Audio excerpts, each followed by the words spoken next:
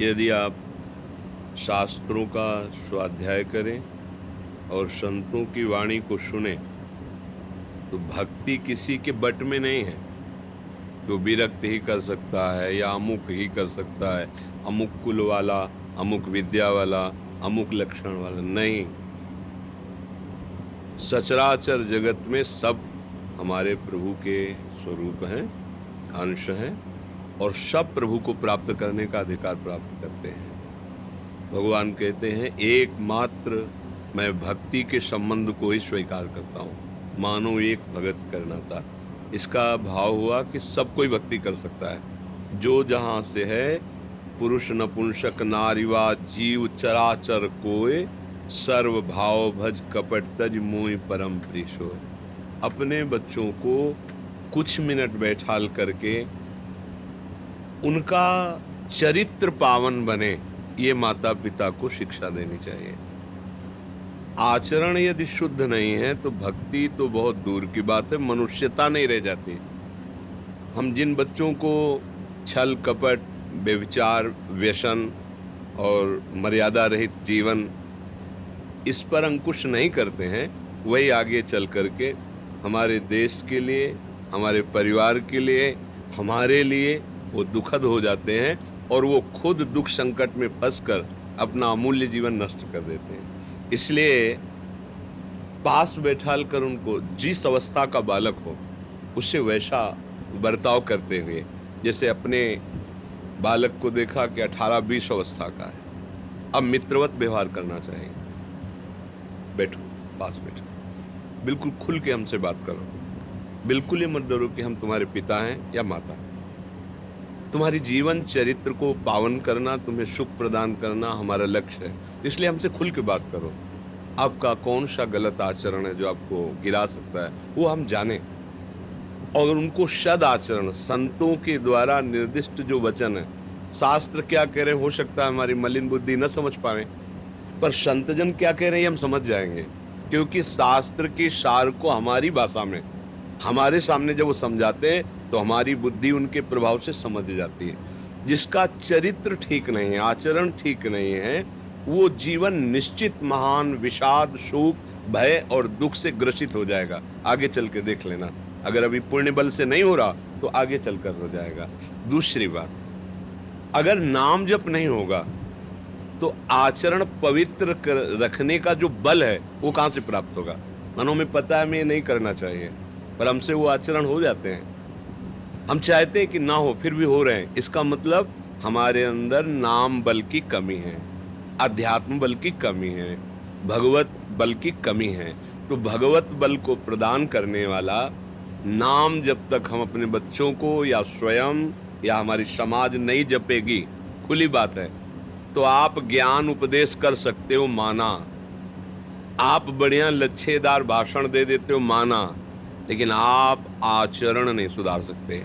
और आचरण नहीं सुधरा तो सब बेकार हो गया, बोलना और सुनना दोनों बेकार हो गए।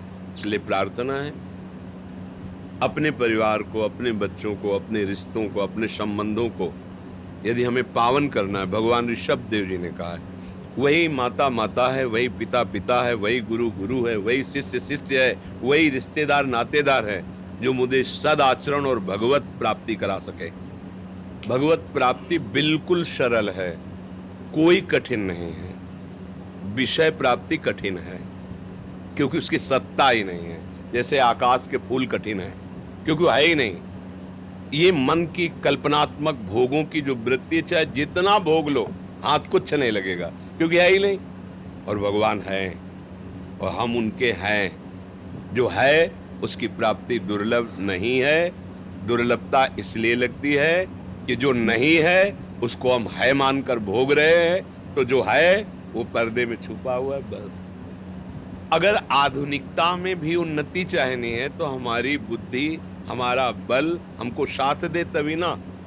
आप बहुत अच्छे विद्वान हो सकते हैं, बहुत ज्ञानी हो सकते हैं, बहुत आप पढ़ाई में उन्नतिशील हो सकते हैं, क्योंकि आपका ब्रह्मचर्य ठीक है, अर्थात चरित्र ठीक है, और आपकी बुद्धि ठीक है, क्योंकि आप नाम जप कर रहे हैं, आप उन्नति प्राप्त करेंगे। ऐसा नहीं कि भजन करने वाला संसारिक उन्नति को प्राप्त नहीं होता। ऐसा हमारे यहाँ इतिहास साक्षी है वही राजा बड़ा प्रवीण और महापुरुषों द्वारा उसका चरित्र गाया गया है, जिसके ऊपर किसी महापुरुष का शासन रहा है।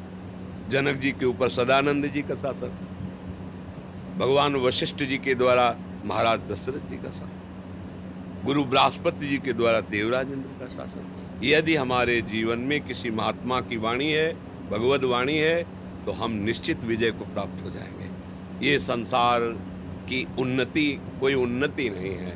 मानो जैसे आप 30 वर्ष के हैं, बहुत पढ़ाई की, शरीर छूट गया। अब जब अगर मनुष्य जन्म अगला मिलेगा तो कहाँ से फिर शुरू करना पड़ेगा आपको? ककाहरा फिर आपको पढ़ना पड़ेगा। ये पढ़ाई किसी काम नहीं आई। अगर आपने 100 बार गुरु प्रदत्त नाम जप लिया है तो 99 में नहीं चलेगा, 101 में चलेगा। इसलिए मुझे लगता है कि अपने परिवार को, खुद अपने आप को, अपने देश को, अपने समाज को यदि हमें पावन करना है तो पहले चरित्र सुधारना होगा। चरित्र को सुधारने के लिए अध्यात्म जरूरी है, भगवद वार्ता जरूरी है। चाहे स्वयं गुरुवाणी शास्त्र पढ़ो, चाहे संतों के मुख से सुनो, जरूर सुनो। मति गति कीर्ति विभूति बल ऐश्वर्य जिसको कभी कहीं प्राप्त हुआ है वो सत्संग से, सो जानो सत्संग प्रभाव लोकों वेद नान पाओ। अगर हमारे चरित्र को पावन रखना है तो हमें बल चाहिए। वो बल नाम से मिलता है, पक्का समझ लो। अगर नाम भजन नहीं है तो फिर वो सब, हम बहुत भ्रमण किए हैं तो देखा भी है कि एक लीला सी होती है, नाटक सा। आंतरिक वो जो अध्यात्म चाहिए ठोस, वो नहीं होता है। वो होता है भजन से। कुछ आप ना पढ़े लिखे हो, केवल नाम जप करो, सब बुद्धि जागृत हो जाएगी। क्योंकि ब्रह्मा जी को किसी ने सिखाया है क्या? हम सब ब्रह्मा के बनाए हुए हैं ना। ब्रह्मा जी को किसी ने सिखाया है क्या कि तुमको कैसे क्या बनाना है? उनको जो बुद्धि दे रहा है वो है ना ईश्वर। जिससे हमारी बुद्धि बढ़ी है वो ब्रह्मा जी हैं। उन्होंने बनाया है और उन्होंने लिखा कि इतनी बुद्धि तुम्हारी चलेगी। और जो ब्रह्मा को बुद्धि दिए हैं, जो सरस्वती को बुद्धि दिए हैं, वो है श्री भगवान, वो है श्री कृष्ण सच्चिदानंद।